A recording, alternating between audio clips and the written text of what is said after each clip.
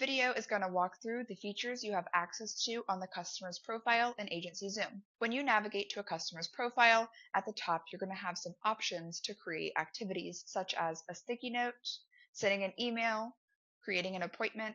If you have a phone system integrated, you can call or text out of AgencyZoom, upload any files, create tasks, or generate a service request if you have AgencyZoom Pro.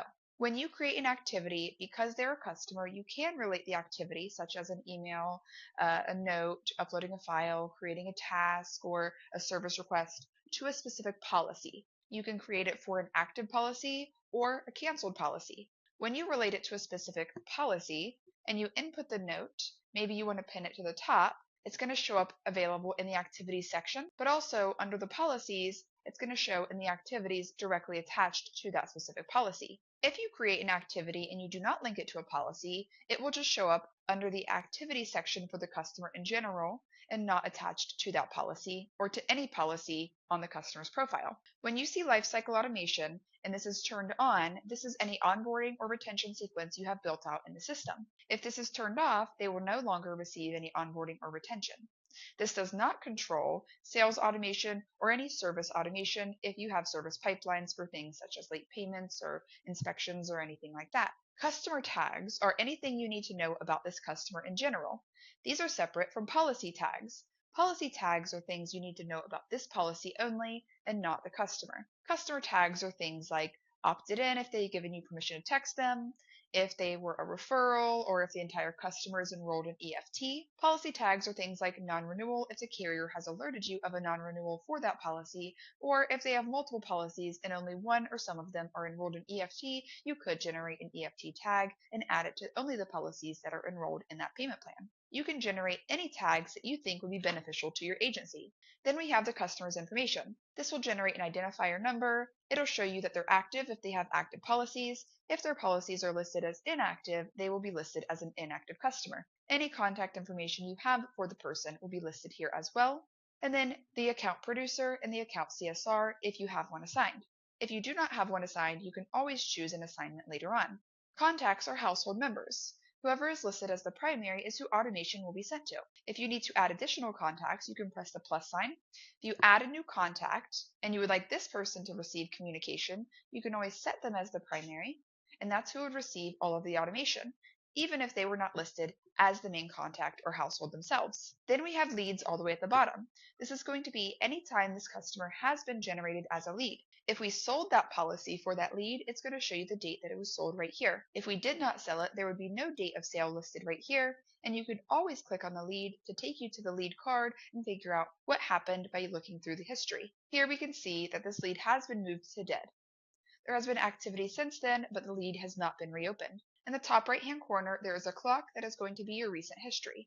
You can navigate to some of the most recent locations you have been within AgencyZoom. We are going to navigate back to Harry Potter. If you want to hide any of this information, you can simply hit the arrow and it is going to collapse that section. To the right, we have a list of their policies, the full activity history, any automation sequences they're enrolled in, any files that have been uploaded, any referrals, service tickets that are open or closed, and any vehicles or drivers that are linked to any of the auto policies on their profile. I'm going to start with the activity section. If you scroll all the way to the bottom, it is going to be the full activity history that has happened for this person since they've been created as a customer.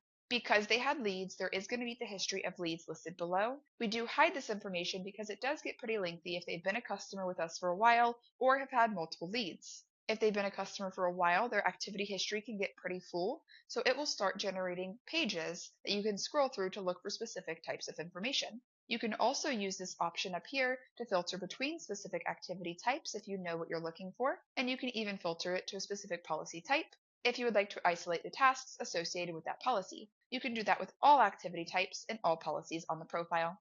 The automation tab shows you onboarding, retention, and any other sequences they would be enrolled in. Whichever sequence they are enrolled in is going to be what has automation under it. Automation is going to show you the sequence that they are enrolled in if they are enrolled in any automation. We can see here on the policy, this policy is in the retain sequence. So that is why under the automation section, there is communication triggered under the retain option. If they had an open lead or an open service ticket, you would be able to preview the automation they would be receiving in that pipeline as well. You can control any of the automation that you do and do not want to be sent. Files will be all of the documents that have been uploaded. It shows you who uploaded it and what date that it was uploaded. You can click on the document to download it, and then you have these three dots that allows you to edit the file name or delete it. Any activity you do in the system will be tracked, so if somebody deletes the file, it will show you who deleted it under the activity section. AgencyZoom uses Referral Carrot, which is free. If you are utilizing this option and tracking who is referring people to your agency, those names will be listed under the profile of the person who is sending those referrals to your agency. There's a report that will also track the referrals from each person and the conversion rate for those referrals. Service tickets are only available with AgencyZoom Pro. If you have any open tickets, they will be stored in the In Progress section. If you have any closed tickets, they will be shown in the Completed section here. And then if there were any vehicles or drivers listed on any of the auto policies, you would be able to see them here. Finally, policies are going to show you any inactive policies as well as active policies. It's going to show you the policy type and the policy number, who the producer for that policy is. If there was a CSR for the policy, you would be able to see that next to the producer. Here is the effective and the expiration date. We can see the life cycle stage they're enrolled in, and this means that is turned on. If you would like to switch this, you can simply hit the switch button and it would change it to the next sequence. It does show you the next piece of communication this policy is enrolled in to receive, what carrier the policy is written with. The activities section will show you all of the activities, files, service tickets, or endorsements that have been added. If you would like to add an activity to this policy, you can simply choose Add Activity and choose the specific type that you would like to add for this policy. Here are the policy tags that have been added. If you would like to change or add additional ones, you can simply hit Edit Tags, locate the appropriate tag, and either add or remove it. Make sure you do hit Save, so that way the changes are saved. In the top right hand corner, we do have these three dots that will allow you to view the written policy, view the vehicles and drivers. You can make edits to the policy if needed. If you would like to renew the policy, you do have the Renew Policy option. You can cancel the policy and make it inactive. We do not recommend you delete the policy, and if an endorsement has been done, you do have an Endorse option. This is going to ask you for the endorsement number. When is it effective? Did it change the premium? If it was a premium increase, you can put a positive number. If it was a premium decrease, you can put in a negative number. Then you can simply add a description about what this endorsement was for. Once you hit Submit, the changes will be saved. Finally, under Actions, we can add a new policy to this customer's profile.